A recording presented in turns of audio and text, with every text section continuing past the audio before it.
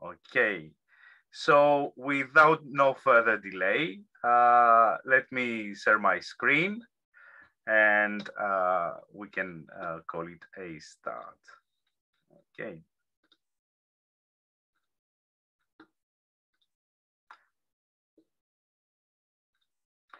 So welcome to the workshop. This is the very first workshop that we organize to celebrate the students' achievement and work on ED&I. That is a very quick and handy way to communicate basically what is the aim of the workshop, which is here to reveal and discuss some of the inspirations and the challenges that our students have gone through and faced while they were doing some workshop on digital collection. And also we would like to make this work more publicly available. It is already available on the web, but we found this opportunity if you want to reveal all these work that have been that is happening in my module. So a very quick introduction. I'm Andreas Lachidis. I'm a lecturer in information science, and I lead the module using technology in information organizations. It is a specific module that introduces technology to the program Library Information Science. And within this module, we examine several technological kind of issues and systems and library management systems. But more specifically, we focus in the assessment on creating a digital collection using a well-known system known as comes with the title Omeka, and it is quite popular content management system for organizing digital collections. To my surprise, I saw that there is a trend the last couple of years that I'm leading this module. More and more people, they start looking at collections that they focus on ED&I topics. So I thought, why not creating this workshop just to show to the world, if you want to, within the faculty and beyond, this work. Together with me today is Dr. Charlie Inskip. He is an associate professor in the department and also a deputy head of the department who coordinates the EDI activities. Charlie, if you would like to have a couple of words. Great, thank you, Andreas, and welcome everybody. We really appreciate you making the time to attend this event or watch this video later on. In the UCL Department of Information Studies, MA Library and Information Studies program, we've been supporting our students in addressing the challenges of equity, diversity, and inclusion in the library profession. And this event gives us an opportunity to share this. We're also extremely fortunate to have here two professionals who are facing and addressing these challenges on a daily basis. Dr. Sunny Lee, Associate Professor and Head of Diversity in UCL School of Management, and Mila Jamilova, Associate Solutions Architect in Amazon Web Services. They'll present their views and experience on EDI from an academic and industry perspective. Our students, Arthur Chowdhury, Alice Bertolini, Melanie Brown, and Bethany Saward will speak about their experiences and their coursework. This event puts them forward, enabling them to demonstrate and explain pieces of coursework which show a range of engagement with EDI issues through a student lens. A workforce which is unrepresentative of the population undermines the very essence of librarianship and contradicts ethical norms enshrined by the American Library Association, CILIP, the Chartered Institute of Library and Information Professionals, as well as other associations around the world.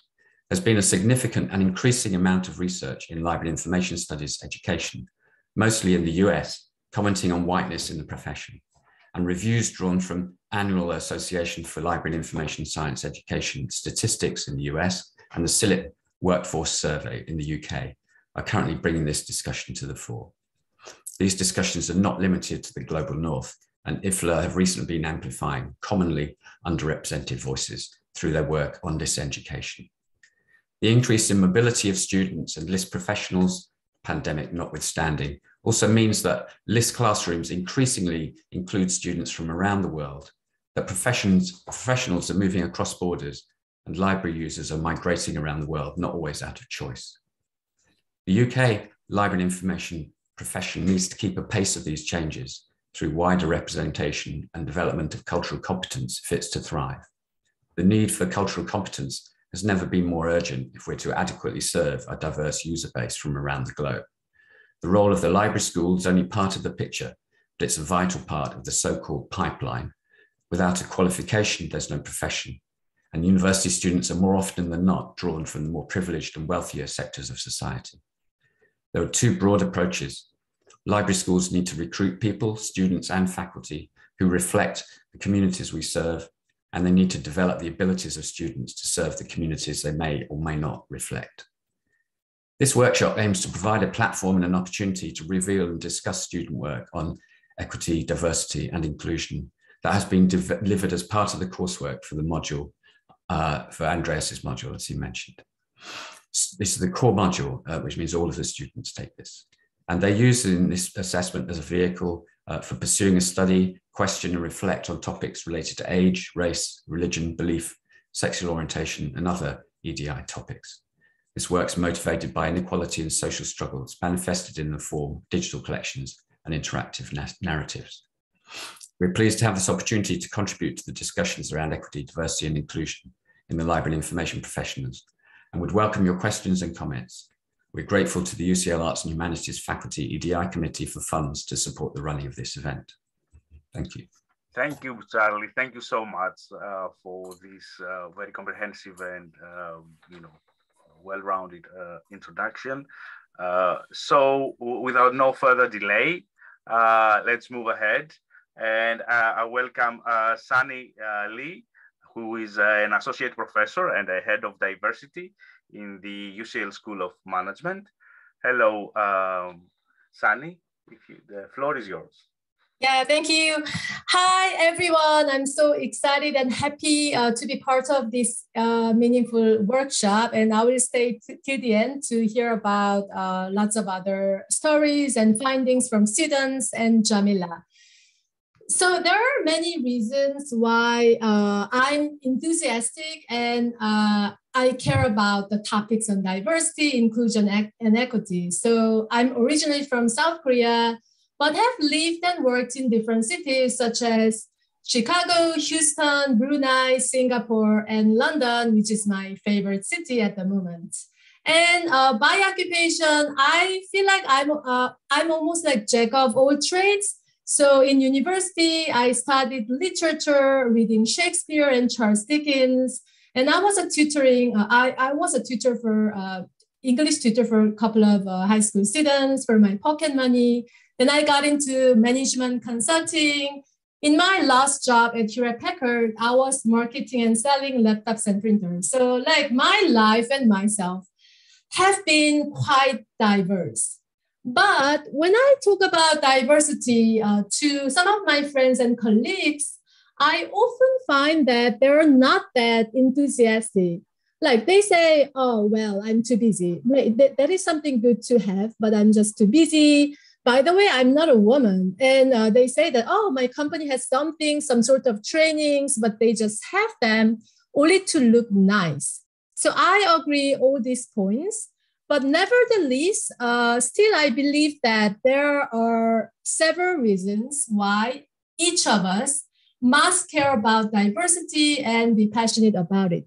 Before I lay out my own opinion, I want to just hear from the audience. So I cannot see let me just, sorry, I'm not, I don't know the culture here, but let me just call some name.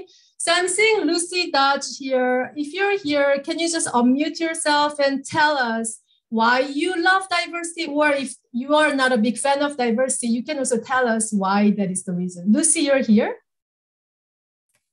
Yeah, I am. Sure. Yeah, definitely a fan of diversity. I think it's it has both intrinsic value, but also kind of instrumental value. It's important in itself, but instrumentally it can help if we bring different people's perspectives to the fore. That can often lead to kind of better outcomes from a working perspective, because you've got lots of people, different people with different backgrounds contributing to a project. Say it could actually mean that the end goal of the project is more well-rounded and kind of holistic in its approach. Yeah, amazing, Lucy. A great comment and insight. Actually, that will kind of resonates with one of the two of the points I will be making on the slide. Before I lay out my own opinions, I would love to hear from one more person who is. Let me please forgive me if I pronounce your name incorrectly. Juanita or Juanita? I saw her chat that she's a big fan of diversity, and I'm just curious about the reasons of your passion for the topics. Thank you, and you pronounce it correctly. It's Juanita Foster-Jones. So I'm passionate about diversity because I think it's really important that everyone should feel included, regardless of race, gender, sexuality, etc. I think we potentially miss out on talent in our workforce because we look for people who are like us rather than people who are different to us. We miss different perspectives. But also, from personal experience speaking, as someone who has members of my family who are part of the LGBTQ plus community, have maybe been excluded because of that, or members of my family who are wheelchair bound and can't access simple things like going on a train, that kind of thing.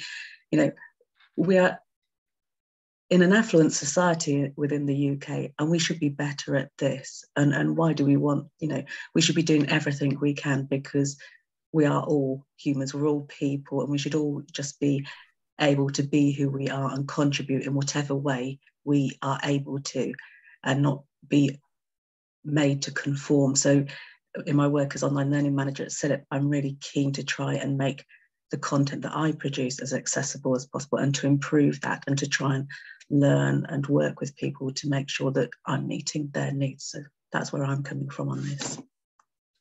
Thank you so much, Juanita. I'm also glad that I pronounced your name correctly. So I'm still familiar with Western names and cultures. So great. So Lucy, Juanita, and Jenny in the chat box actually talk about a few things I wanted to talk about in regards to why we should or why we want to care about diversity. So as a business professor, I tend to explain things about business instrumentality. But today I just want to start with reason 3. So just being humans, right? So who are by nature but very different in terms of their race or language, geolocation, and etc. So we still are bounded together, and we are still connected with each other, because all, irrespective of the color of our skin or whatever we have in our brain or whatever we have, as a possession, we are all humans, and we want to simply respect each other despite all these differences. And then I go for the typical business business tasted reasons. So as Jenny and as Lucy said, diversity is known to increase performance, including innovation and actually financial performance as well. But the contingency here is that it should be well managed. So I won't go deep into this topic, but overall, diversity well managed, if well managed, can increase performance in organizations and also in individuals. And technically, we are just living in a global world. So a couple of statistics, but let me just tell you about 2 things. So there are 5 million foreign students only in Europe and North America. And every year, 1.4 billion people travel across the world, across the border for multiple reasons. So unless we live in a very small town, let's say in North Korea, basically, we bump into other people with different backgrounds, even though we are not in a global cities like London. So, and finally, I think Juanita a little bit talked about it, maybe Lucy alluded to this one as well. So I would like to highlight that in one way or the other, we are also some sorts of minority. If we are not, some of our friends or some of our family members are some sort of minorities. The final point leads me to explain more about the definition and complexity of diversity. So I think here you're very different in that you're familiar with the topics and you're very into topics. So maybe you're the exceptions. But when I talk with normal general people, general public, they think that diversity is the business only for women or non-white people. But going deeper into this concept, diversity, as many of you said already, is about a wide array of like demographic, social, economic, physical, culture, and organizational characteristics attached to human beings. So demographic, gender, race, age, and but also people categorize each other based on their looks, physical looks or weight or height. You know that there are some discriminations largely in the States about like lookism or the weight, fat people are being discriminated. And I think there are some trends in the UK as well. And there is some sort of taboo, like, I don't know, it's my personal opinion, but it seems like the organizations, they don't like to talk much about the division or conflicts created by social backgrounds or social and economic backgrounds. But I see that there is a big division in organizations and in societies by how wealthy we were, or by whether we have wealthy parents or not, or by whether we have great education or not. And personally, I also think that there is some sort of not discrimination, but differential treatments based on a person's personality. I'm a pretty introverted person. Academia is a generous place which welcome both introverted and extroverted people. But when I was working in industry, I felt like organizations usually adore and promote extroverted and very charismatic people. And as an introverted person, I felt pretty left out oftentimes. What are the implications of diversity being this multi-dimension? So I have two answers, and just maybe I want to hear from one person this time. Cameron, you're here. After hearing about multi-dimensions of diversity, what sort of thoughts came to you? Any thoughts? Cameron, you're here. Okay, what about Katie Winter? Okay, maybe audience is busy. So let me just continue on my own. So as said, multi-dimensions of diversity just says like this is a matter of like all of us. Because unless you're a celebrity who is perfectly beautiful, who is perfectly wealthy, and who is perfectly well connected, in some way, in one way or the other, we can be minorities at some point of our life at work or in personal domains. And second point is about intersectional discrimination. So has anyone heard about the term intersectionality? And if so, just jump in to explain on behalf of me. What about Yasmin? Nurani? Okay, it seems like I'm bothering too many people. So this term of intersectionality was coined like 30 years ago by Kimberly, who is a law professor actually, still in U of Columbia, and who happens to be Black and female.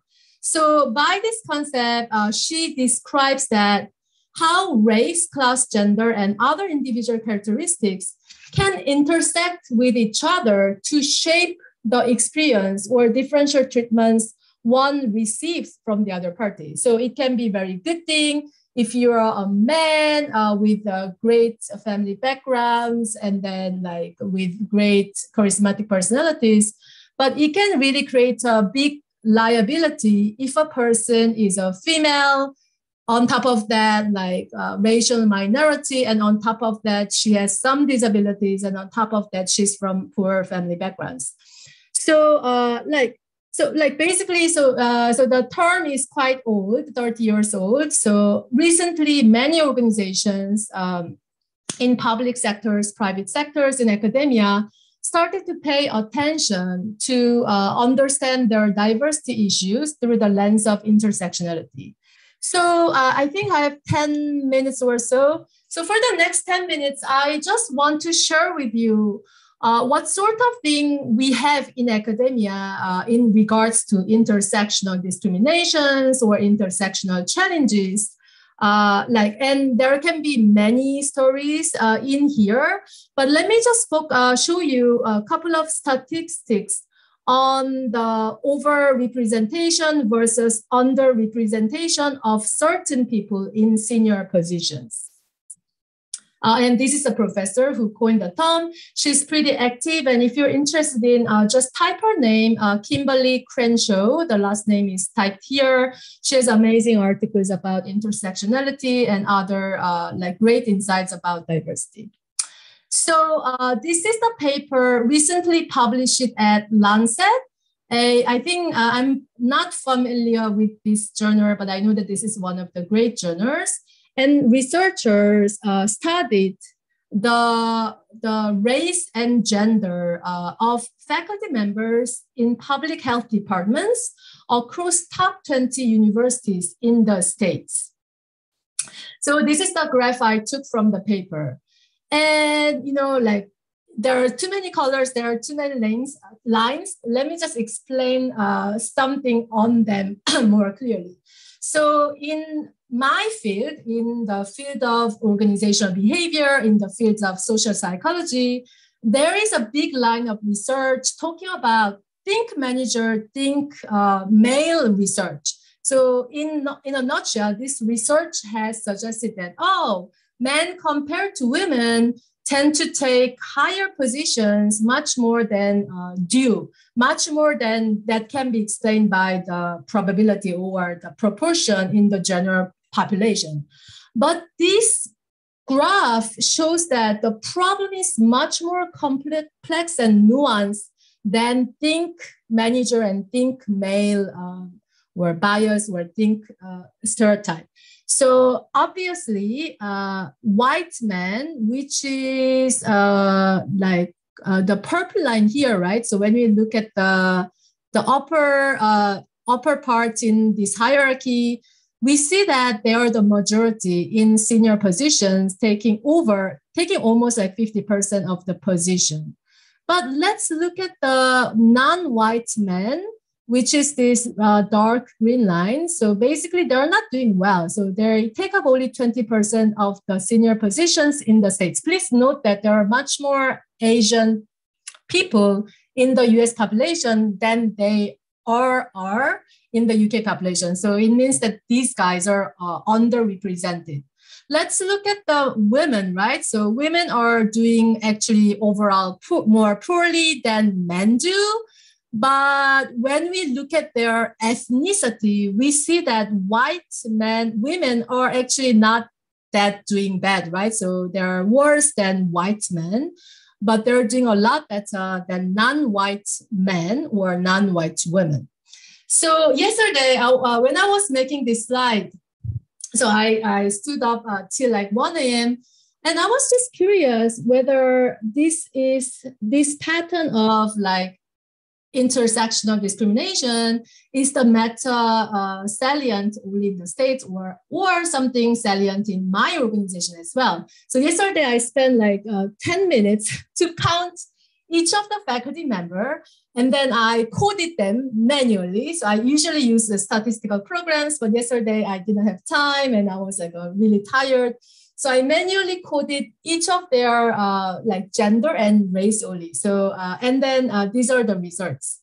When we look at full professors, we have about 11 professors. So by by we, I mean the School of Management. So I'm from the School of Management, where Jenny is associated with as well. So we have 11 full professors. And as you see here, lots of them are just white men. And recently, 2 years ago, so 3 years ago, there were 0 female professors. And then I made some policy recommendation, and the head of the department kind of paid attention to that recommendation. We ended up having 2 female professors. One is white, the other one is non-white from a Middle Eastern country. So like when you look at the associate professor level, the disparity issues are less salient, but still the patterns hold, right? So white men are the majority, followed by white female, then non-white male and non-white female. So I'm one of the 2 non-white female associate professors in my department. So what I want to show is that, so basically like maybe gender only things have been improved in terms of improving their presentation and in terms of giving them more access to like resources and trainings. But when we look at things through the lens of intersectionality, things draw a pretty like a still bleak picture.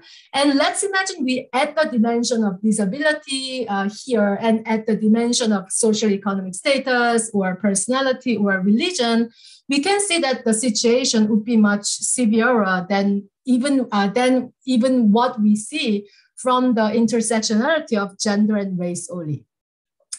And I found out that industry, so I would love to hear more from Jamila about what's going on in the industry. But as far as my search goes, industry have similar patterns. So Gallup, so I did not copy and paste the Gallup's other thing. So they show that there is a disparity, there is a bottleneck in women's career progression. And then on the next figure, which I don't present today, they show that this picture gets more serious when they add the dimension of race.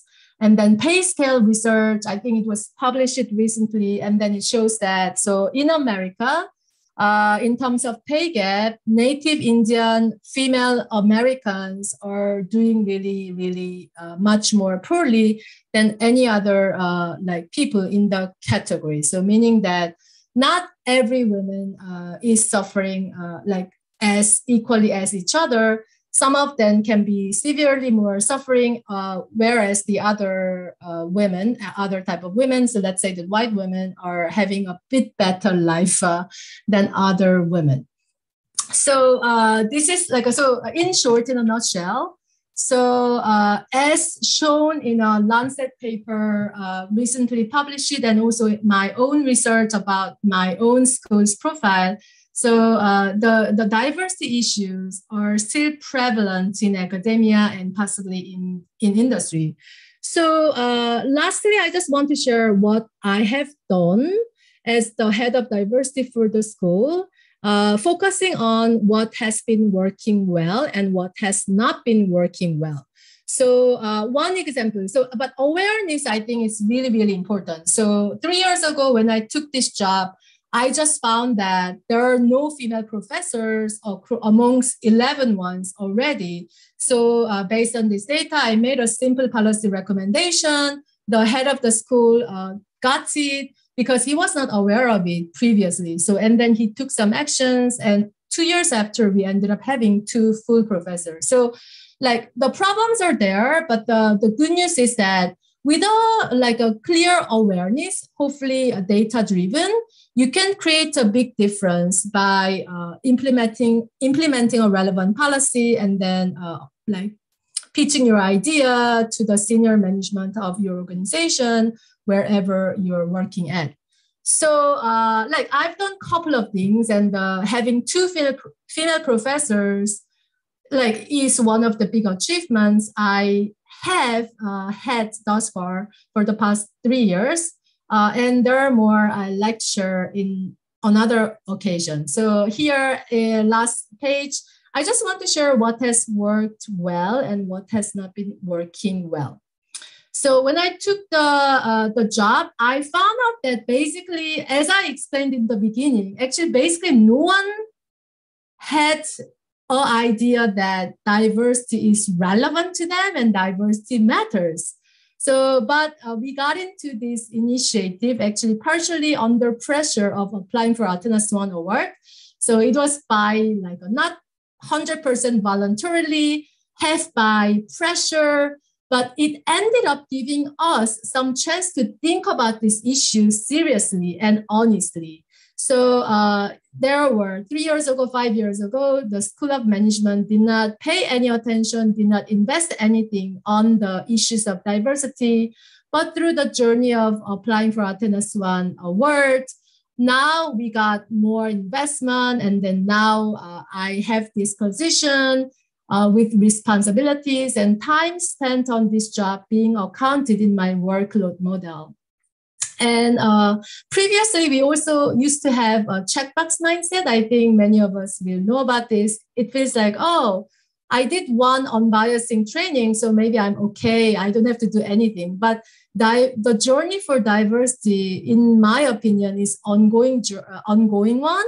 So bias training can be a great start, but you have to really try hard to integrate the spirits of diversity and inclusion with your culture, with your HR system, etc. So yeah, the other side of the coin, so efforts that worked well, creating some results. So I have had the privilege of having 2 great heads of the school. So the previous one was gone now for Singapore. Now I'm working with the second dean of the school. They're both genuinely and personally great fan of the diversity, inclusion, and equity. So, and they just keep endorsing this message to all staff members through their meetings and through whatever way they can do. So for example, we have had organized 2 diversity dinners, one time with researchers and the other one upcoming with practitioners. So, and the head of the school always is there talking with the audience about his views on diversity and inclusion. And I also want to highlight the importance of data. So because, without data, we don't know exactly where we are at. So without knowing our current status, it's impossible to make sensible improvement. So to understand our current status, I think it's really important to have data on diversity. For the School of Management, I focus on 2 data. So one is very concrete, easily accessible data. Sometimes it's messy, but easily accessible from the UCL Center HR department. So for the past 3 years, every year I've been looking into gender and race disparity in the recruitment data, promotion data, in appraiser data for all staff members. And I also I have looked at similar things in terms of student recruitment across, we have 11 programs, and I've always kept eye on those data. And every other year, we run our own happiness surveys. So unluckily, the surveys are yet for staff only, but we plan to expand them to students. So, and at the moment, we have run twice and asking them how happy they are, how fairly treated they think they are, that all sorts of questions on diversity and well-being. And having this longitudinal data is really important to understand what issues are emerging and what issues are being resolved. And finally, repeating some of my points earlier, so I think diversity can be very abstract thing.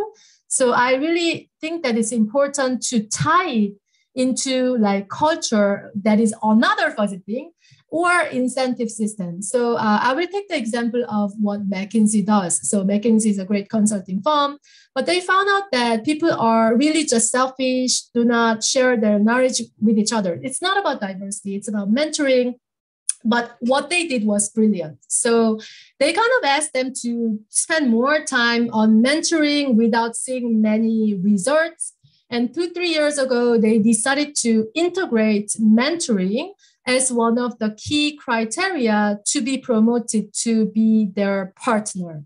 So, and I have two friends in McKinsey consulting firm, and then they found out that this integration of mentoring with their appraiser really made a big difference. So I think that if organizations, so my school, so it's quite difficult to implement this because many organizations are resistant, but eventually I think that diversity can be part of our life, and many minorities, so to which like we can relate to, can have better life when diversity become part of our culture, and and diversity is kind of measured and encouraged by our HR system and incentives.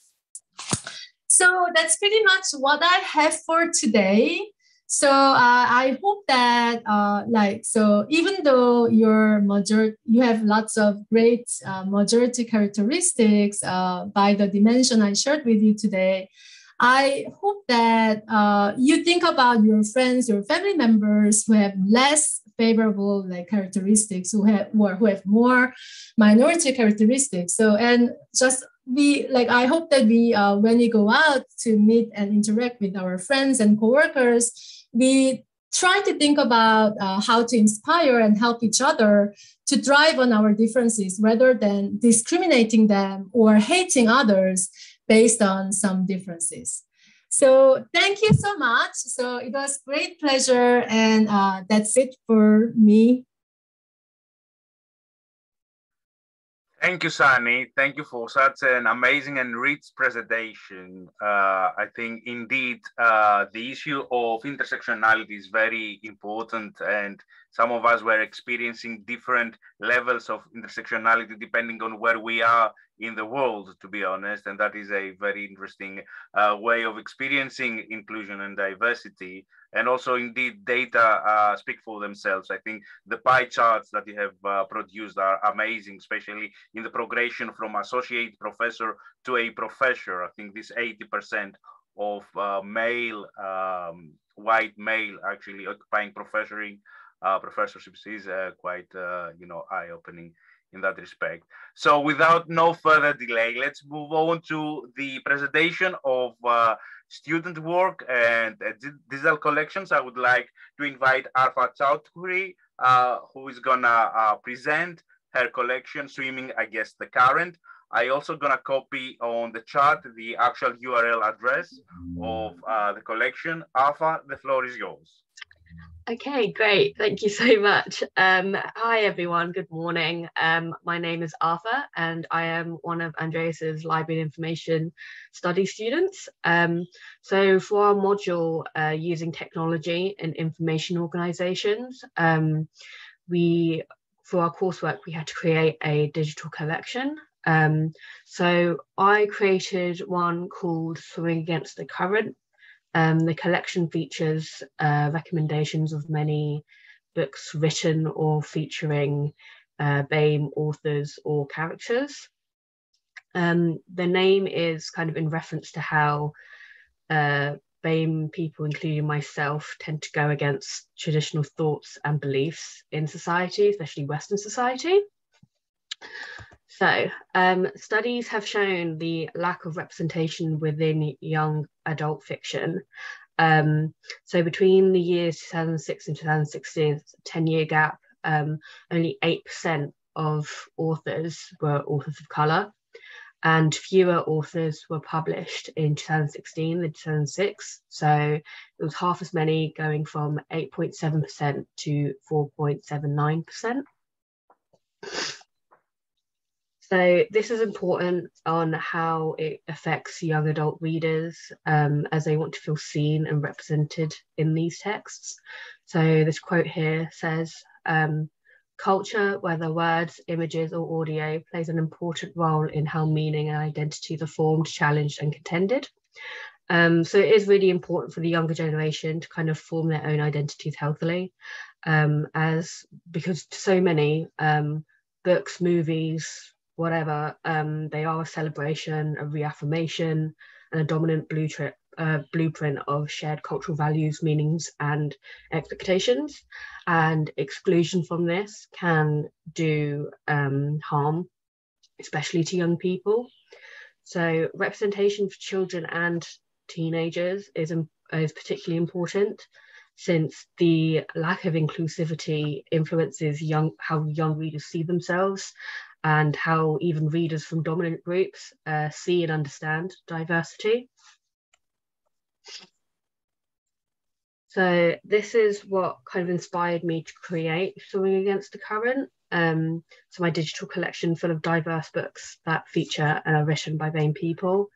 I found that through my own experiences growing up, that a lack of representation within YA fiction and children's literature was affecting me in a way that I did not realise until I was much older. And I don't want that to kind of affect anyone else or anyone to feel like that, which is why I advocate so much for diverse books to be published and to be placed in library collections. So I feel like a resource like this could have been really useful growing up, to just know where to look for literature that kind of represented who I was and other people, so that I could kind of see myself in the books that I read and loved so much growing up. I do believe that seeing yourself in literature does help you become so much more prouder and more confident of who you are and where you come from. So when it came to creating the actual collection, the lack of diverse books was indicative in the way that I actually struggled to find any in bookstores particularly. So all the images on this site were actually taken by me. Due to copyright reasons, I had to like physically go to multiple bookstores to take pictures of covers. So I was surprised at how kind of underwhelming some of the representation was, and the lack of kind of books in store. And that was surprising, because I would have thought that like it would have been improved on since I was kind of in my teenage years to where it is now. So I have collections based on certain cultures, and my Middle Eastern collection, I actually only have 2 books under there, whereas some of the others have 7, 8, however many. So I was only actually able to find 2 books available in store. And then, of course, with the time limit of the coursework, I was only able to include maybe 30, 40 books. So ideally, this collection would be developed further with an increase of collections and in books that cover more cultures.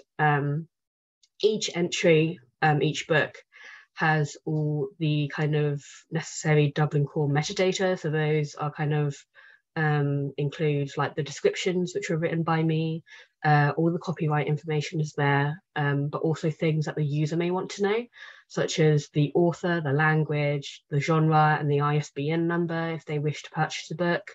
I also made sure to kind of include tags based on what keywords a reader might search for and look for in a book. So for me, for example, I am Bengali. I pride myself on saying that I come from Bangladesh. So if I wanted to look for a book that kind of represented myself and that I could identify with, I could search up just Bengali or Bangladesh into the search, and something will come up. I also have an exhibition included in the site for LGBTQ books that also feature BAME characters and authors within the collection, and also a book review of the month page, kind of make it feel more like a community that the users can interact with. I also included a seeking help page, as this collection does focus around some sensitive issues, and therefore it was important to include some resources for any users that may be having any issues.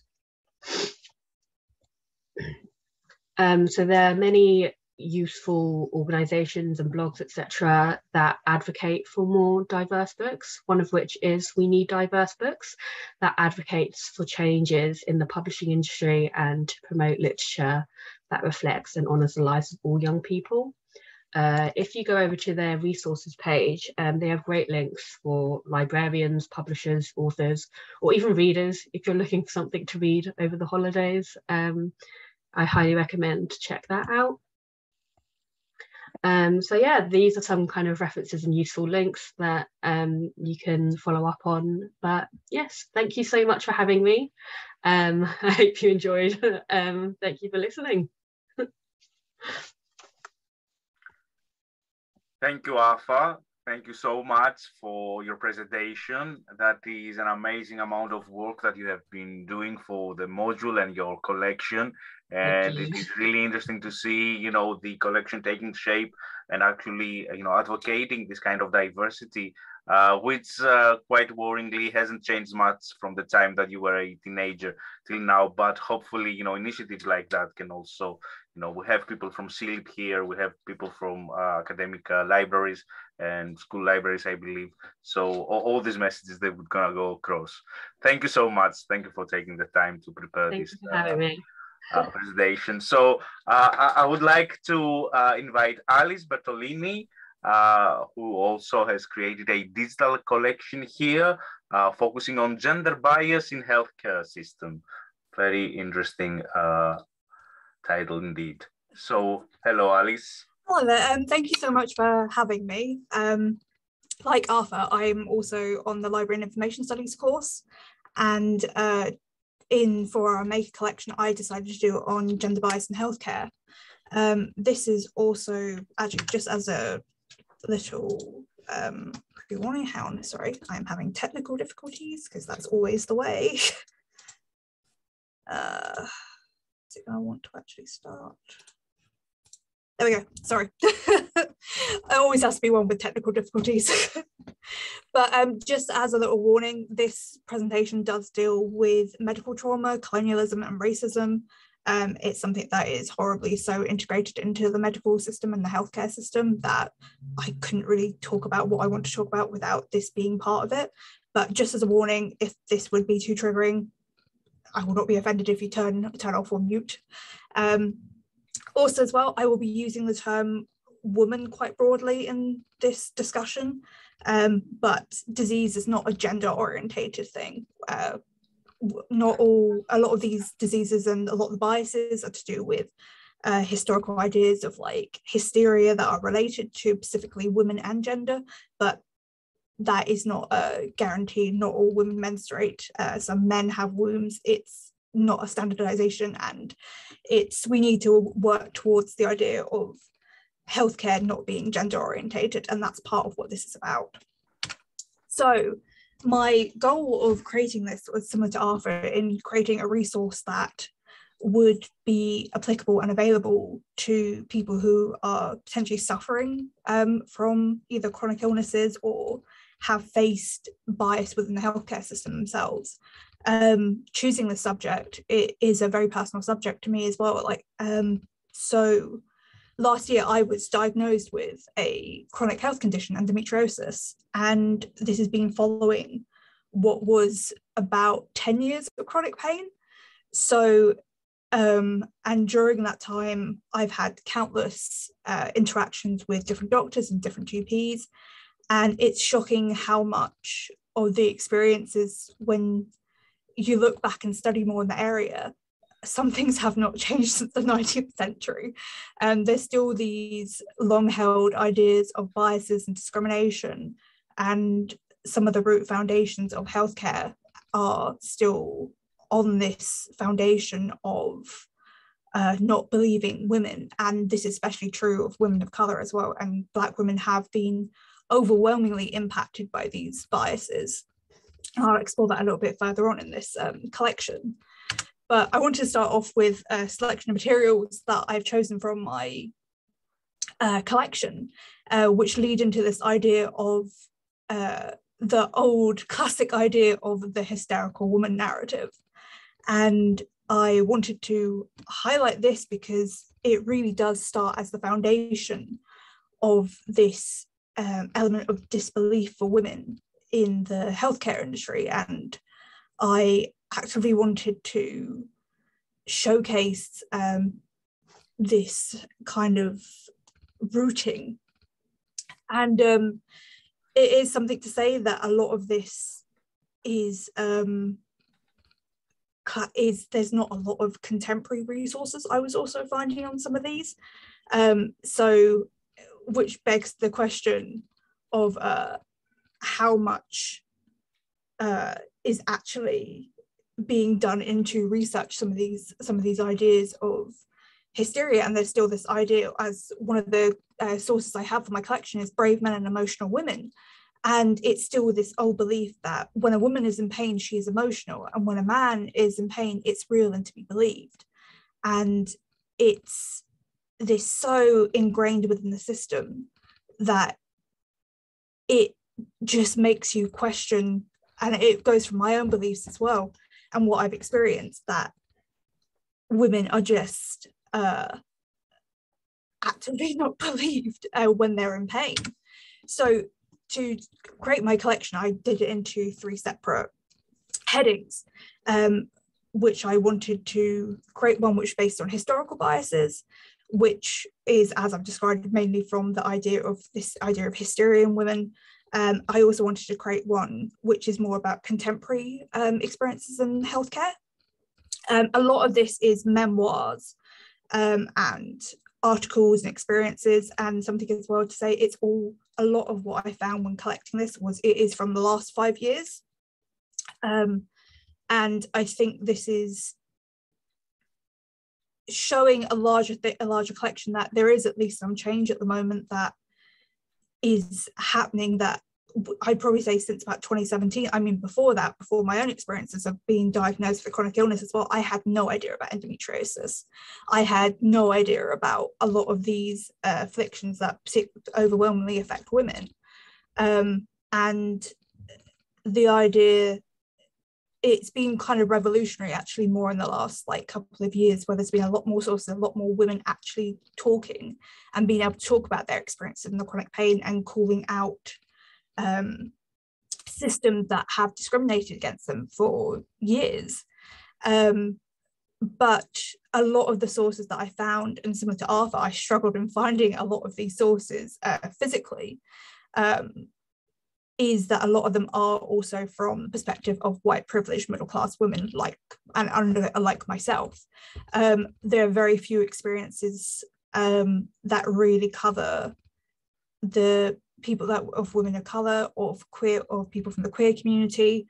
I did include a separate collection on LGBTQ plus community and healthcare, because specifically for this I wanted to highlight the issues particularly in trans healthcare and for those who are genderqueer as well, and how the healthcare system, by essentially invalidating their by having such long, I have friends who are currently on waiting lists to receive gender affirming surgery, and the waiting lists at the moment are above 4 years minimum.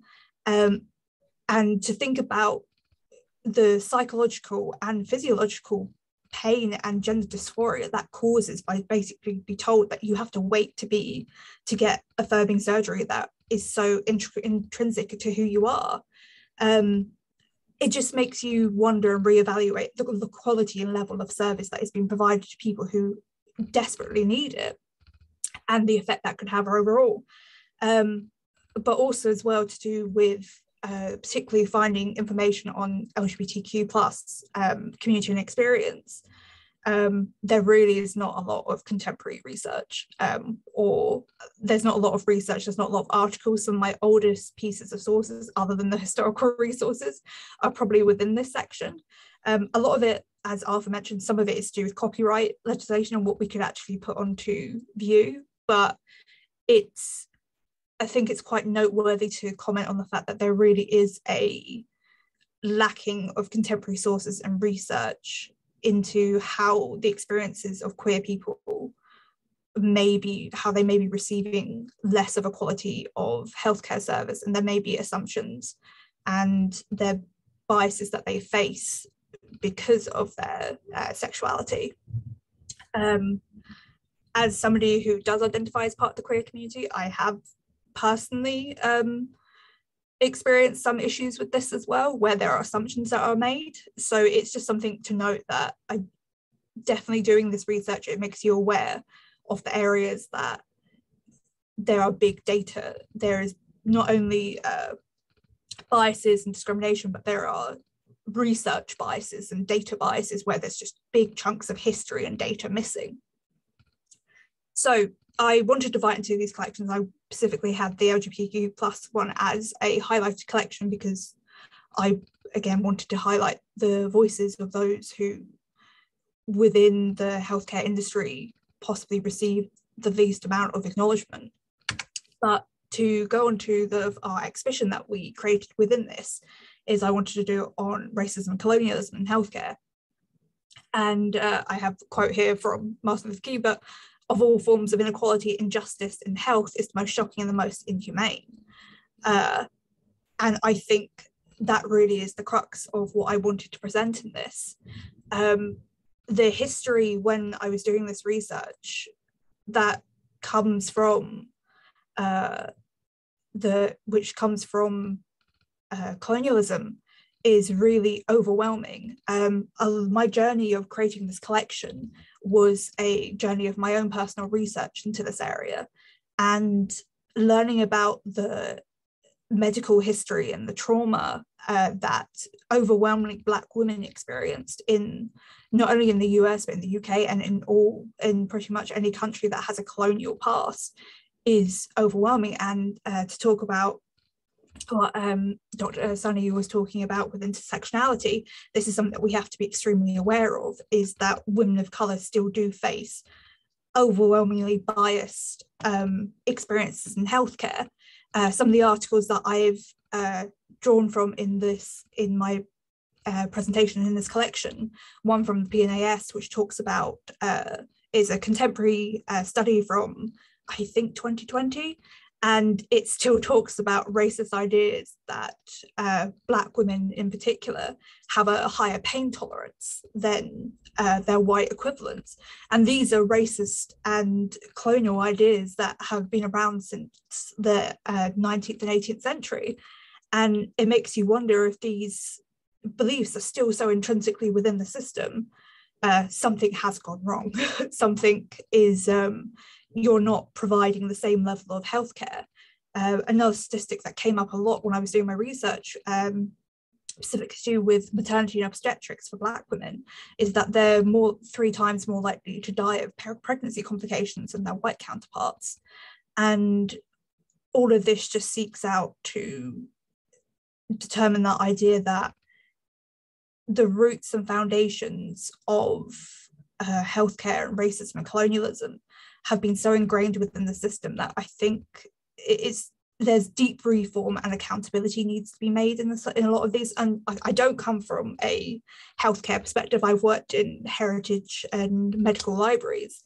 I'm not a doctor myself, but personally, if I do believe to go towards equity and to go towards accountability, we need to address the historical biases and this historical narrative of abuse that has been so centralized into medicine and the healthcare system. To finally end, I recommend one of the books I very much recommend if you get a time and want to read one book from this collection is Unwell Woman, A Journey Through Medicine, a Myth in a Man-Made World by Dr. Eleanor Cleghorn. It's a fascinating book that really takes you through all the history and the disparities that women have faced throughout medicine or throughout history in the healthcare system. Don't know if I got time to read it. It's quite a lengthy quote. Are we doing okay on time address or? Yeah, you can go ahead. Yes. Okay, cool. It's quite a few minutes back, but it's fine. Yes. So, now more than ever, we need medicine to face up to its history. Medicine has inherited a troubling legacy of gaps and omissions that it is trying to address. But gender bias in medicine is not only a scientific or biomedical, it is cultural, it is social, it is political. Whether medicine likes to admit it or not, centuries-old ideas about how women's pain is emotional rather than psychological are today being internalized by doctors in their responses to women self-reporting their symptoms.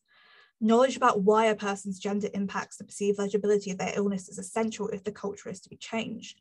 By learning how implicit and explicit bias is at play in the doctor's office and emergency room, unwell women can begin to advocate for their own health, to question their care and break down the barriers of authority that have historically silenced and undermined them. And now, more than ever, the legacy of unwell women who have bravely testified to medicine's systemic failings resounds powerfully.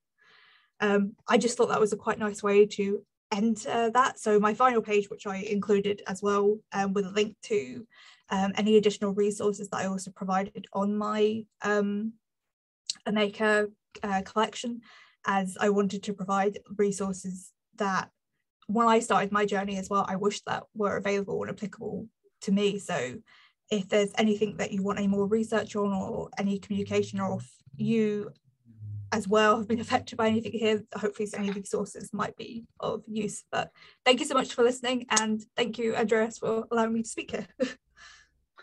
No, I thank you. Thank you so much for the presentation. It takes a lot of courage, basically, to come, to step ahead and communicate these problems and these issues that women have been experiencing. And I think it is very worrying that although we would like to understand ourselves living in a Western progressive society since 60s is almost half a century, it is only now that we feel confident somehow as a society to discuss these issues, and we've been left leaving our wives or our sisters or daughters, people that we love, to actually suffer in silence in many times.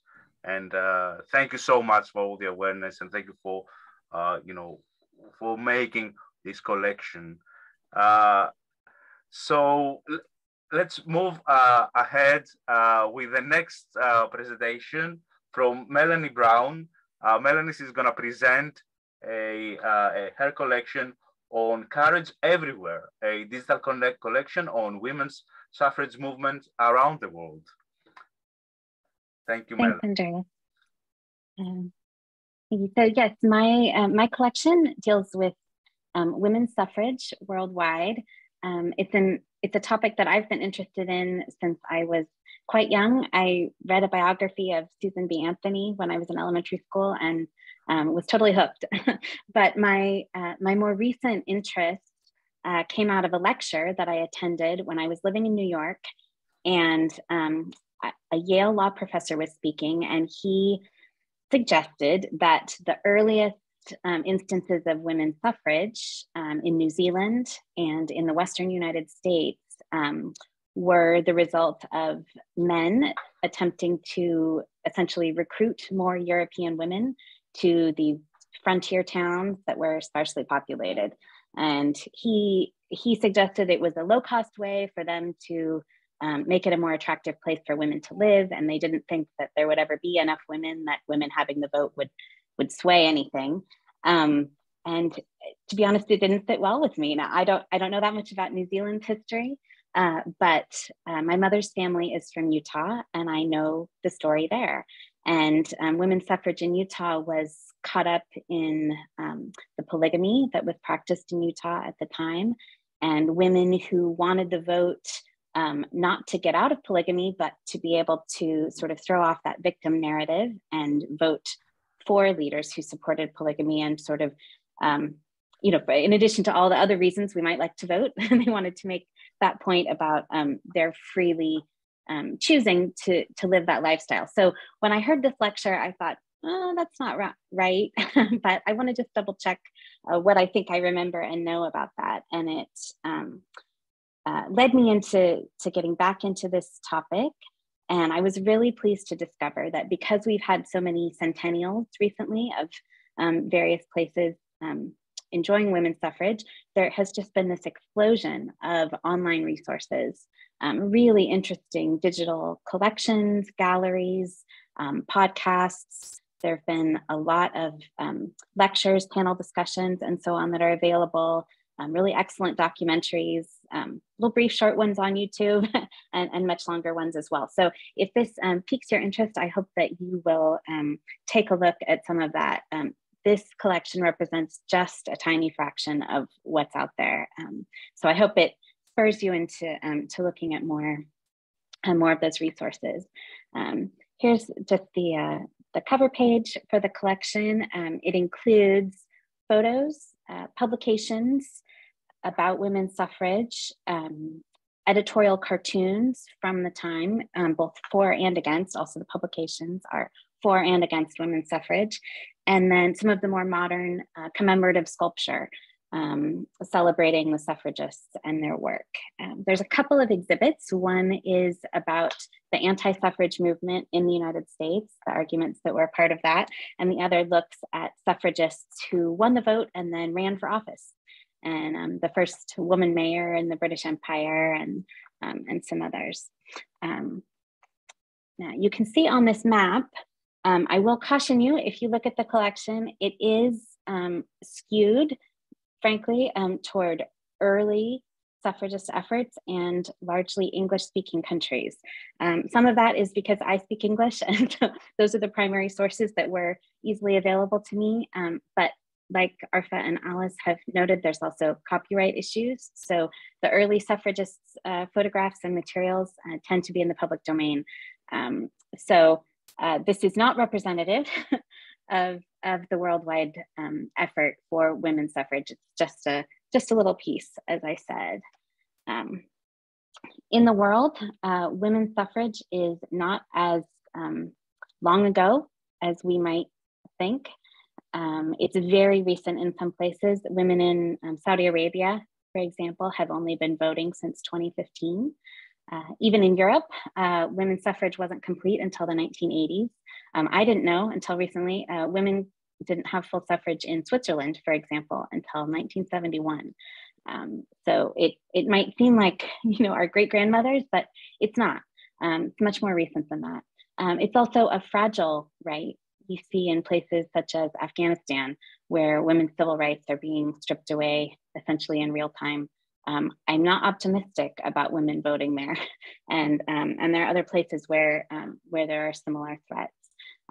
Overlapping with this is the concept that in some places women may formally have the right to vote, but various other restrictions and cultural practices act on them to make that very difficult. They may be required, for example, to vote in the same way as their husbands do, or other things like that. There may be curfews or restrictions on their travel that make it difficult to get to the polls. So we're very lucky in this country to have had generations of women voting. Several waves of feminism later, but it's important that we remember that we have sisters in other parts of the world who are still fighting for this very, very basic civil right. Okay, so as we compare these movements around the world, there are some significant differences, and those often have to do with the specific cultural context, geographic context. That experience I mentioned about the women in Utah, that was very specific to their setting, and so there are differences among these experiences, and even in the same location, there can be disagreements about how the movement should go forward. One is the difference between suffragists and suffragettes. The suffragist being a more general term, but also can specifically denote someone who did not support the more extreme sort of militant direct action. The suffragettes were all about action, deeds, not words, and pushed for more of the dramatic and even violent movement. So that's another kind of difference. At the same time, there are so many connections among these women, and I found it really interesting in reading about them and collecting their stories and photographs for this collection. There's so many more connections than there are differences, I think. Here's one example. There are mother-daughter duos who were suffragists, and you can find them all over the world. Sisters too, the Pankhursts being a mother-daughter sister, very famous trio. But there are just all kinds of things that connect these activists, and we're short on time, so I won't get into too much detail, but one thing has to do directly with intersectionality.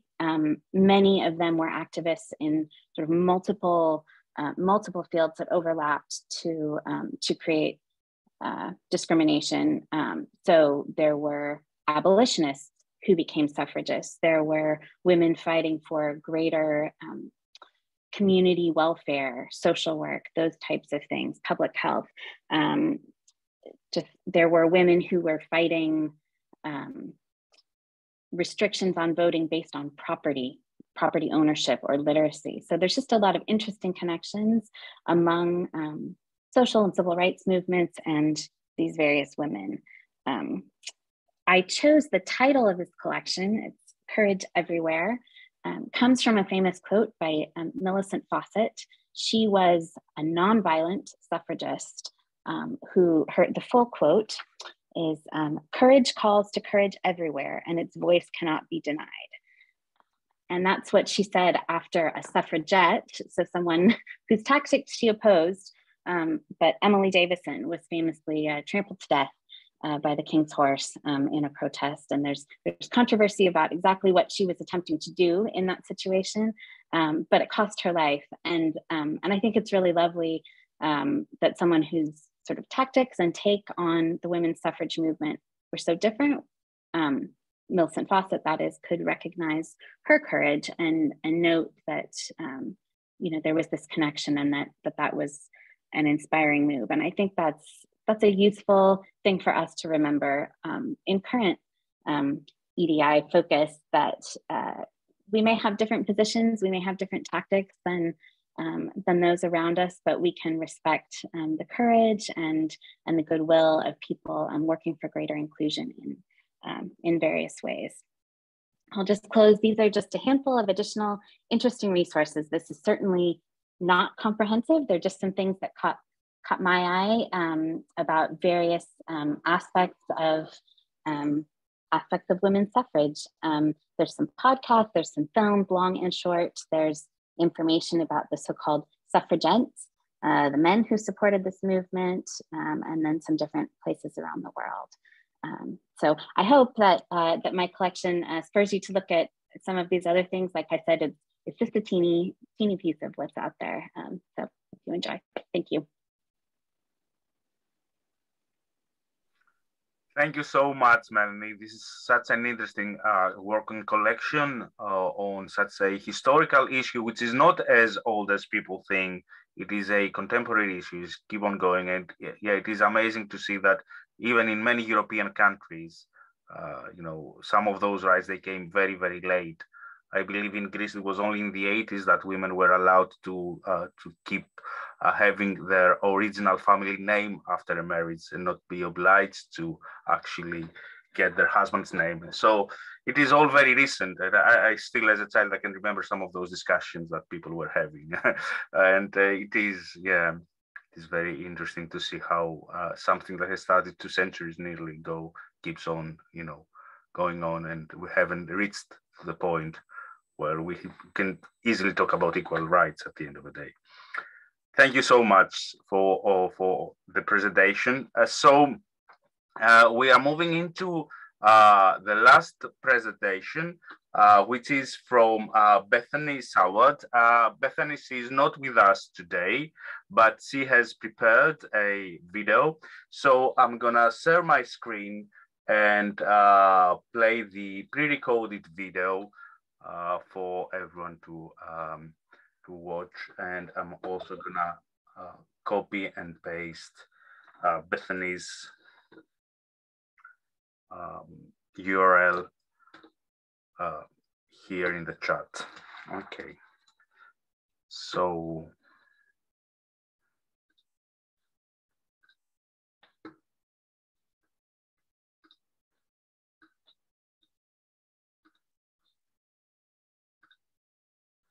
hello, my name is Beth Sword, and I'm a postgraduate student on the Library and Information Studies program. My digital collection focused on LGBTQ+ representation in young adult literature, or YA. This is a topic that is important to me, both professionally and personally, as representation within libraries and publishing is a passion of mine. Working as I do in public libraries, there's a duty to represent and respect the diverse communities within which we operate. I have helped write an LGBTQ+ reading list to be used by staff and library customers. This covers adult, teen, and children's fiction, as well as non-fiction. By creating and curating book lists to highlight the literature that is out there, the aim is to bring attention to it and foreground it for those who need it most. Representation in YA in particular matters. Organisations such as We Need Diverse Books advocate for better and broader representation in children's and young people's literature. They define diversity as including, but not limited to, LGBTQIA, Native, people of colour, gender diversity, people with disabilities, and ethnic, cultural, and religious minorities. I firmly believe that young people need to see themselves reflected in the media around them, as well as see those different to themselves. Hart, in young adults literature, From Romance to Realism, talks about the need for multicultural literature as it is indispensable, not only because it enables us to see others, and not only to see those others, but also to eavesdrop on their hearts, to come to understanding and to what I can only call commonality. This, in my opinion, can be broadened out to include all aspects of diversity outside of the umbrella of multiculturalism that We Need Diverse Books highlights. Gender diversity, people with disability, and LGBTQIA. It was important, therefore, in constructing my Omeka collection to represent a broad range of LGBTQ+ identities, alongside authors and characters of colour, with disability and mental health featuring as well. The goal with this collection was to create a resource that would be usable for library professionals and young people alike. I wanted to curate a list of contemporary LGBTQ+ focused literature that incorporated a wealth of equitable and diverse characters and authors. My initial criteria were laid out thusly.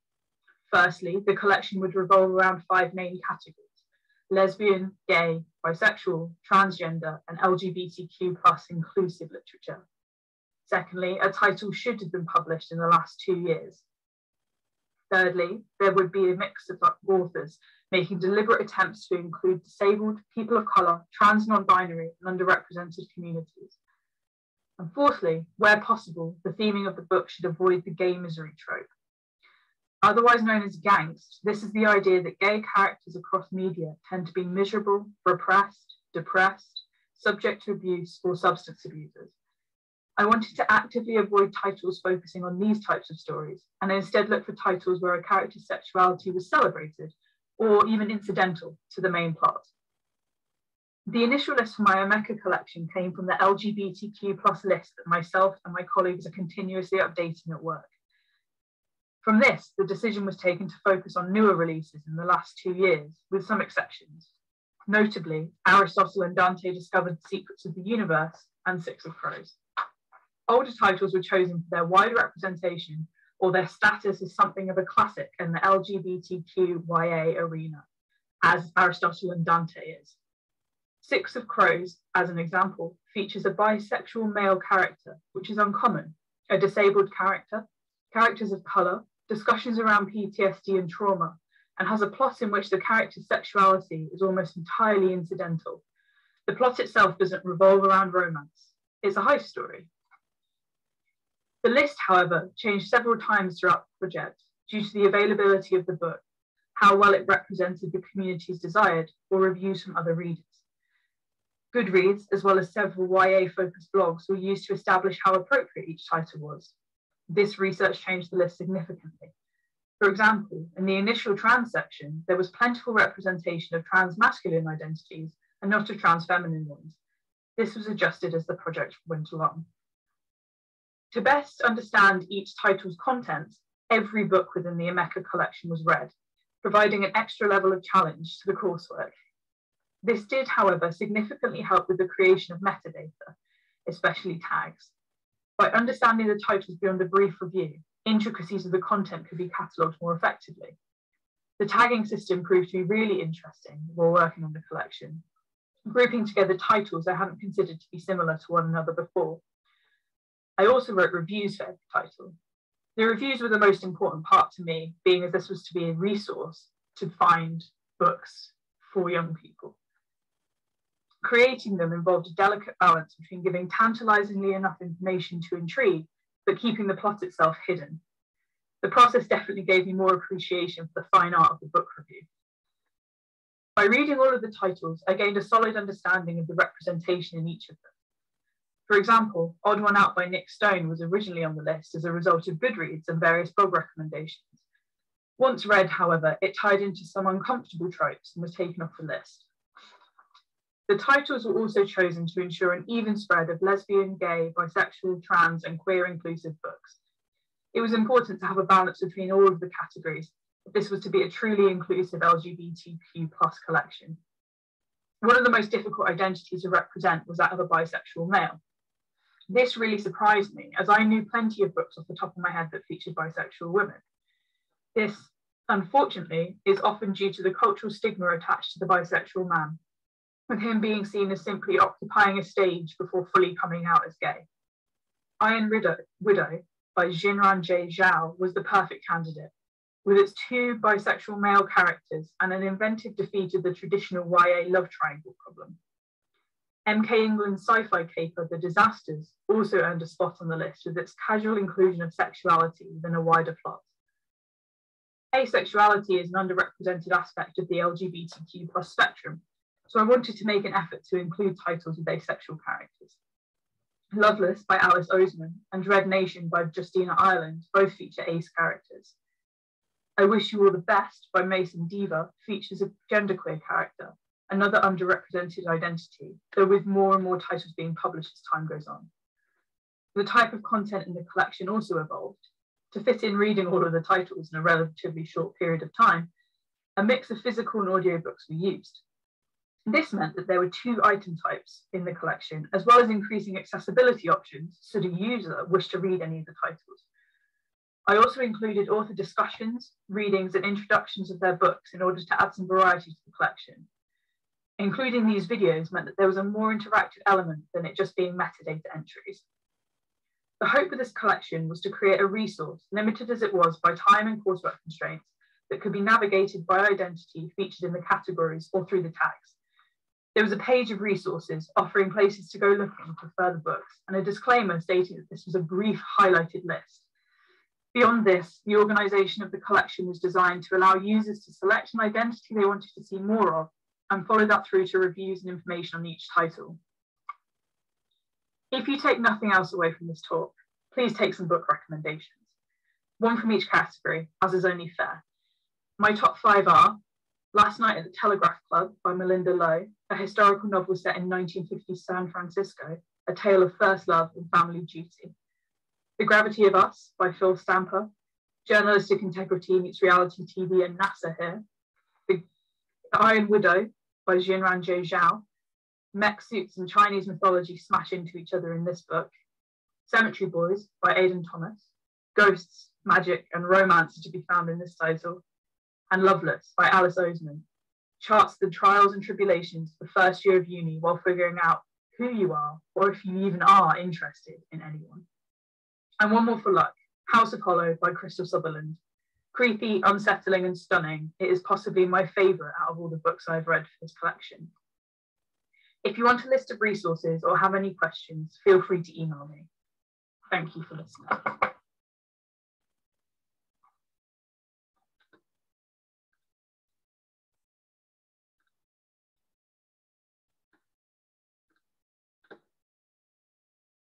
Okay, that was the presentation from Bethany. Another very interesting presentation and collection on inclusive kind of book collections and the challenges behind creating such collections.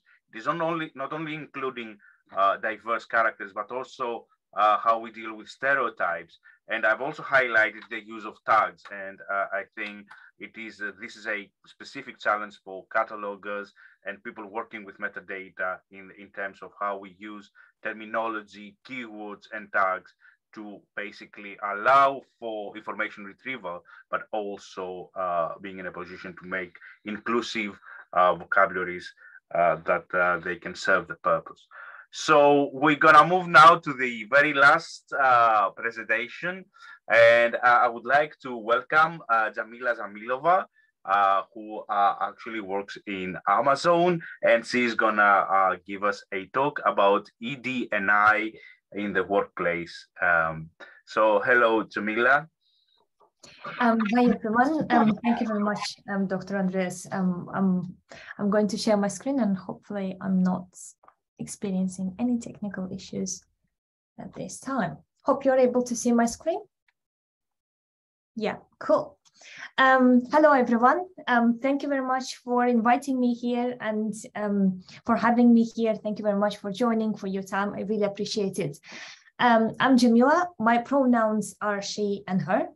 I'm excited to talk about equality, diversity, and inclusion, and what we do at Amazon Web Services, and what we actually do to foster this culture. So during this session, I will take you on our AWS ED&I journey. And lastly, I will make sure that I give you real takeaways and access to resources. I will, just a quick disclaimer, I will not provide any data points in terms of as Dr. Sunny did during her presentation, in terms of how many women, non-binary or men we have in the company or organization. But what I will be talking about is that what are the programs, what are the ways we are increasing diversity within the company. So what I studied a little bit about me and my background. I studied international economics back in my country where I'm originally from. So I'm from Azerbaijan. I studied there international economics. But I will be completely honest, I never had any interest in economics. I found it quite boring. But the economics and the business skills really helped me along the way to progress in my career. So once I graduated the university, as I said, I didn't want to exactly go into the bank and working in the bank and just doing all these numbers, accounting, etc. And I moved to the UK, and in London, I found a fintech where I was able to found a job and work there as an application support engineer.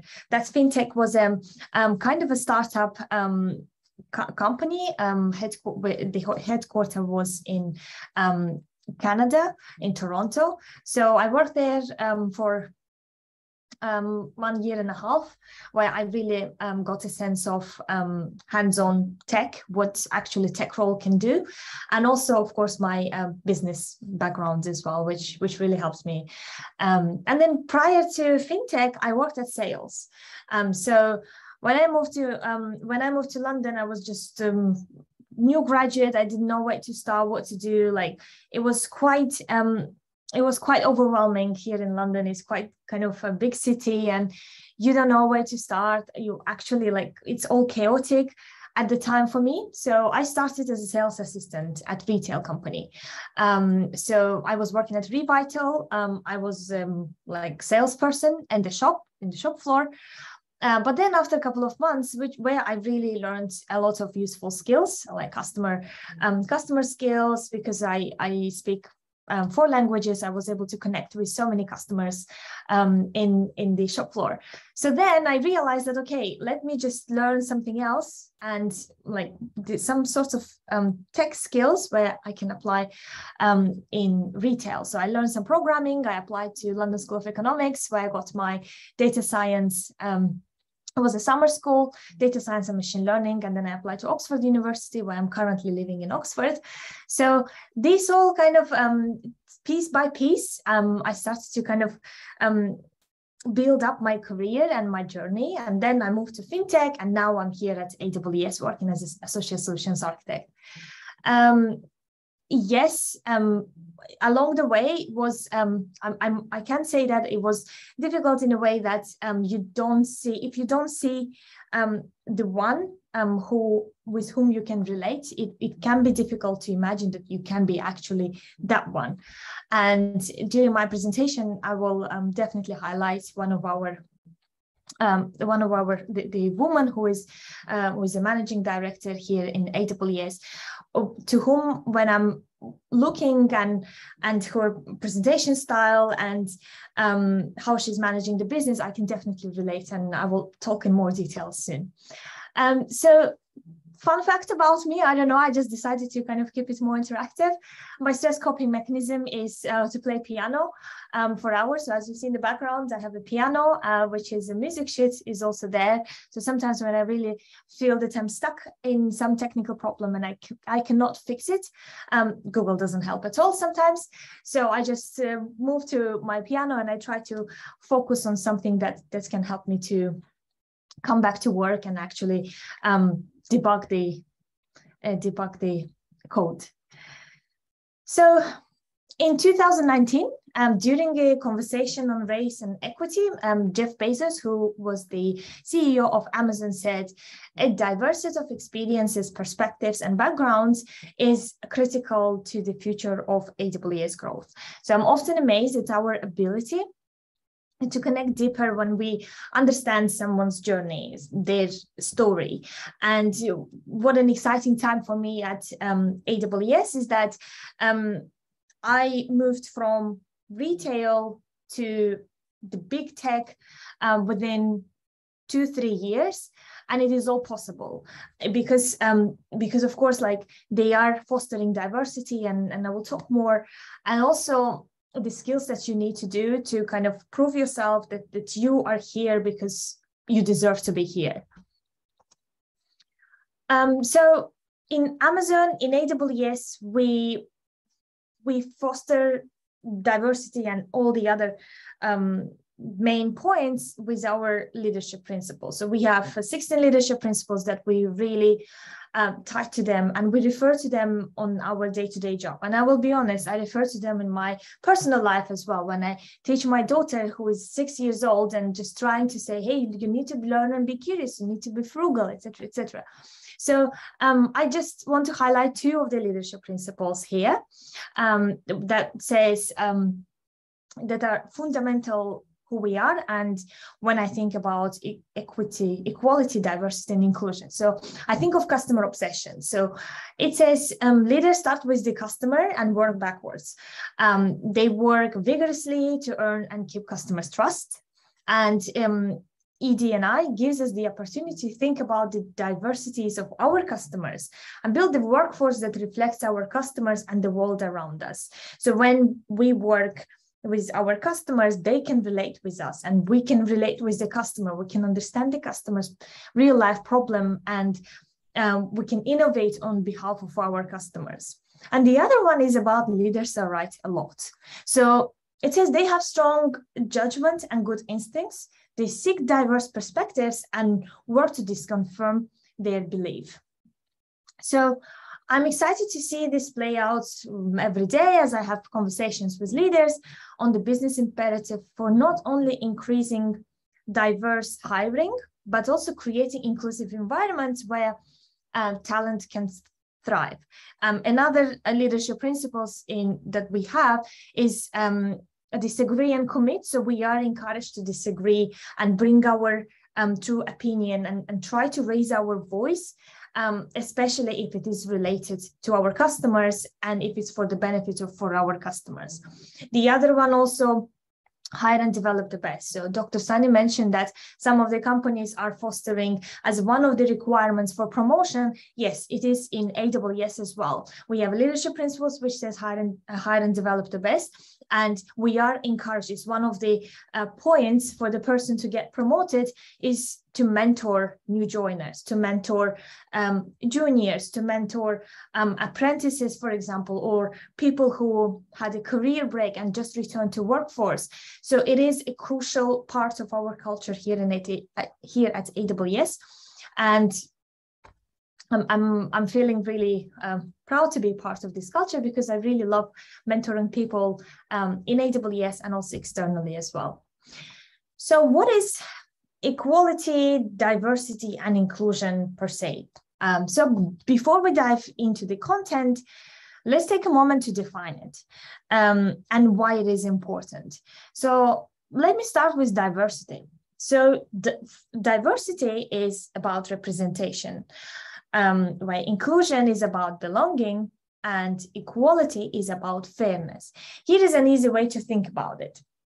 One of my favorite quotes from Verna Myers is, diversity think about this, diversity is being invited to the party, inclusion is being asked to dance, and belonging is dancing like no one is watching, and equality is ensuring everyone has sufficient transportation to the dance, regardless of their starting location.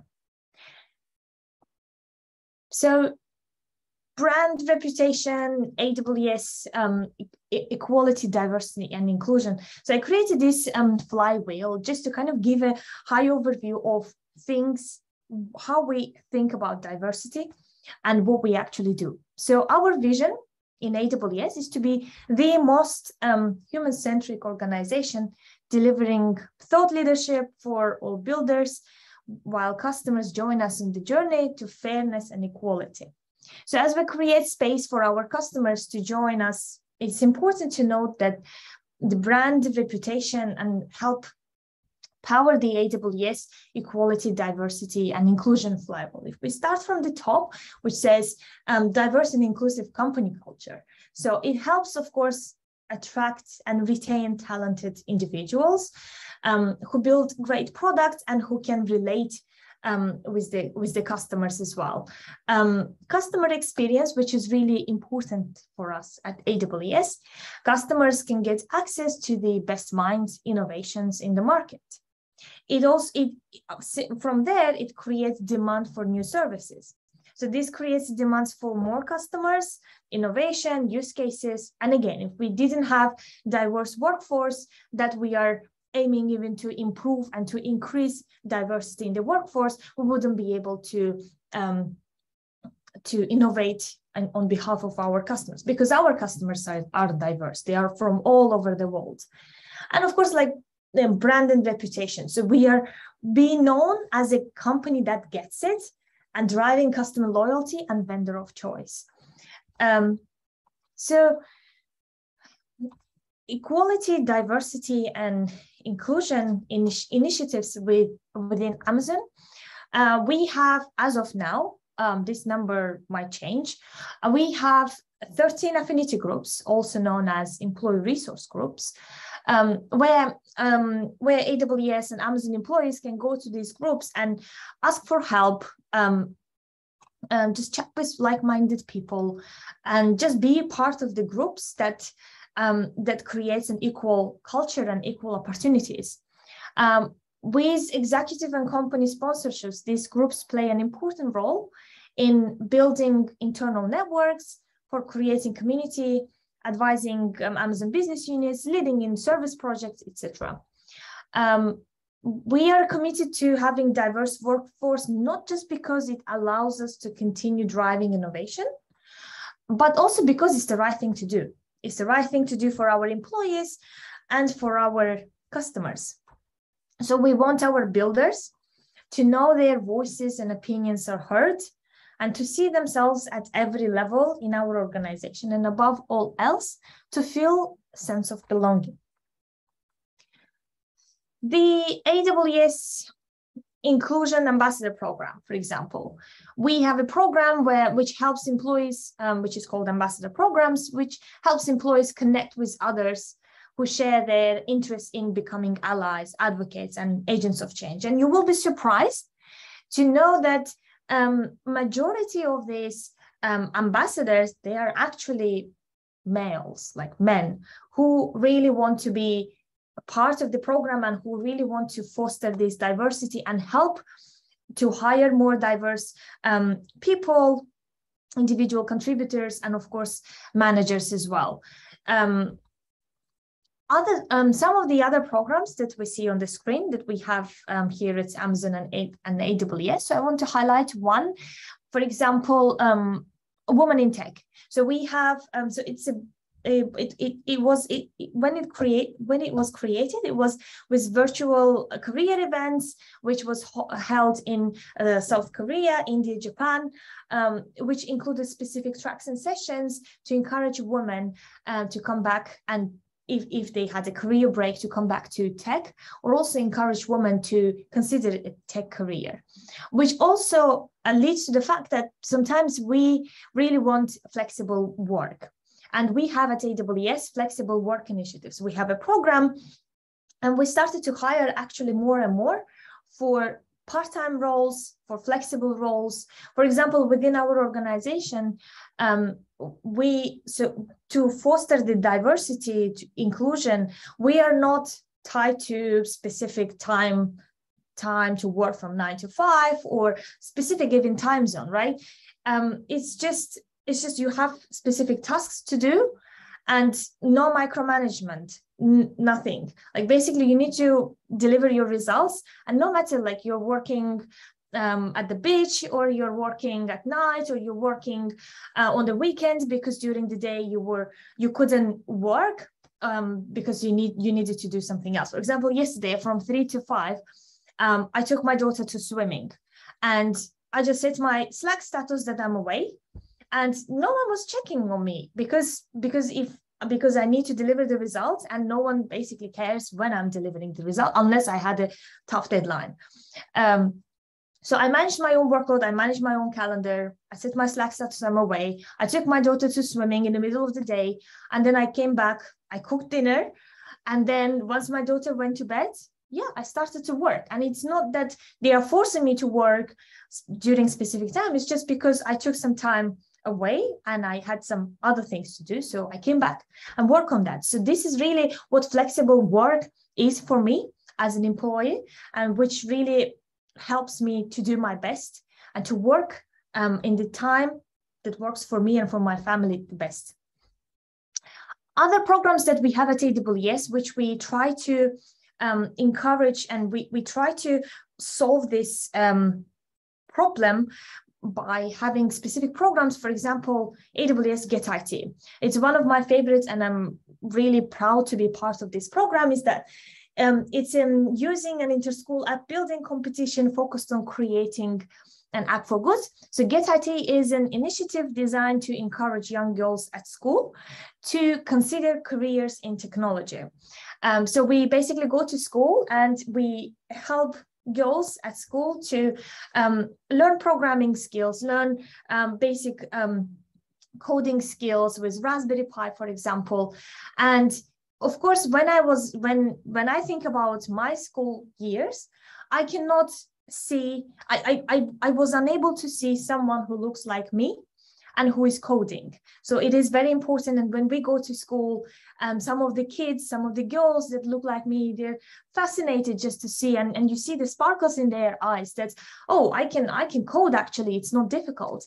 And you show that it is possible and it is easy. It's not just for one specific group of people who will be able to code.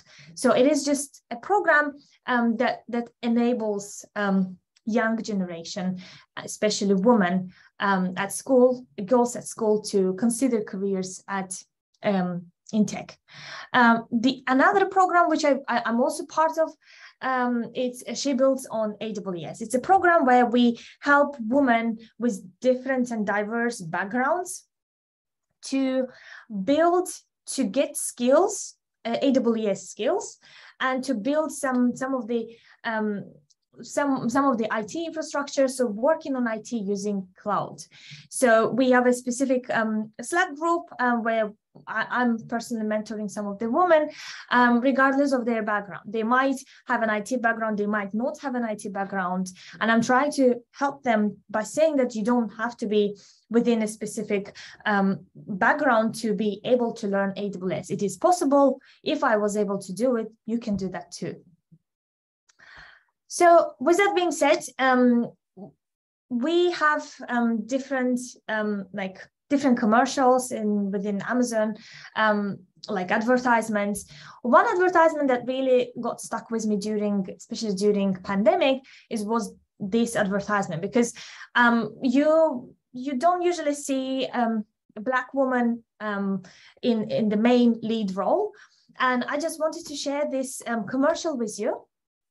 It will take us just 2 minutes just to watch and just to reflect that how people can relate. It's not about just being Black and ballerina in this case, but it's also about how we relate with underrepresented groups, especially when we see in commercials. You're able to see. All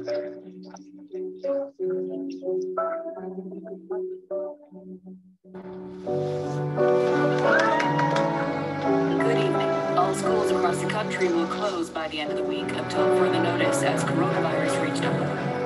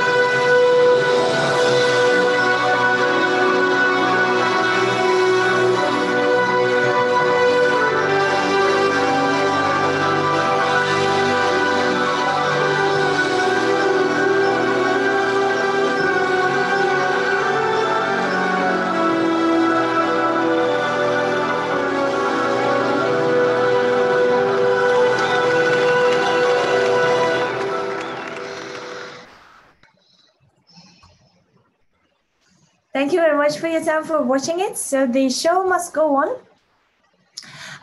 It took the internet by storm. Having your moment on the chance to shine suddenly being taken away from you is heartbreaking, of course. But it was truly powerful to see how the community rallied around this young woman to make her opportunity to be the lead. So it touched the hearts of many. It still touches my heart every time when I watch this commercial. And the show must go on is a stellar example of inclusive workforce and how we can actually, being inclusive, attract more people, retain talent, and our customers can relate with us as well. Here are a few resources that I'd like to share with you. So the first one is what are the initiatives in AWES, like diversity and inclusion initiatives that AWES were doing. Trust me, even before the joining company, I reviewed all of these single links just to see, because I'm one of those different people with different backgrounds. I'm a woman of color. I have a specific religion. I don't know. I'm not I don't have any IT background. And how I will be feeling in the company and big tech, especially in AWS. So I reviewed these documentations, the websites how they're improving and being inclusive in the workforce. And I'm really glad to see the things that they were writing on the website, and what I'm experiencing is completely true, and it is even better than what I expected, to be honest, because as I said, most of the men are very helpful, and I have tons of mentors within AWS, male mentors who are happy to mentor and who are just there to help and support, either it's a technical question or any other like professional related to customers, any questions. The second one is about Amazon, how Amazon builds IT&E into its culture. And the third one, of course, it's very dear to my heart, is about Power Woman Network. It's founded by Tanuja Randari. She's a managing director at Amazon Web Services EMEA. Please feel free to connect with her on LinkedIn. She is a strong advocate for diversity, inclusion, and equality in the workforce, specifically in Amazon and AWS. So this is our platform. And what I really liked, sometimes things are happening like at work and our personal life. And recently I came across to her platform, and I listened to one of the podcasts that she was sharing about her experience being an Indian woman in the top position that she is currently and during all her career, what were the challenges and how she actually overcame them. And it made me think, it made me pause and think that yes, like there are people who experienced some challenges, but they were able to overcome. Now since they are at that position, they are advocating and they're being more aware and raising awareness about diversity, equity, and inclusion. And one of the quotes that got stuck with me is that she said, it doesn't matter what you do as long as you love it and do it well. If you don't love what you do, then you are always going to be bad at it. So it's really true. So what you actually do, if you're loving it, what you're doing, you will smash it. If you don't, then no matter where you are, no matter how inclusive the culture is, you will be still bad at it. So it is important to identify what is important for you and what is important for as your career progresses. Thank you very much for allowing me to speak today, for the invitation. It was Jamila with you today. Please feel free to connect with me on LinkedIn. This is the LinkedIn link here I pasted. If you have any questions, please do not hesitate to reach out to me or to ask here. I'll be happy to support, to help wherever I can. Thank you.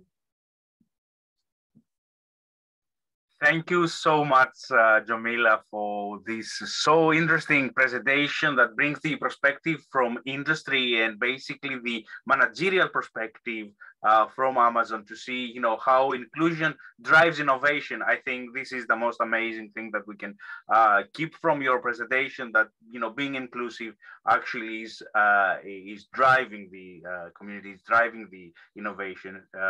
It is amazing. And before we move forward, I'm going to stop recording at this point because we have a few minutes just to wrap up this discussion, just to to come up with some reflections. So I'm going to stop the recording here.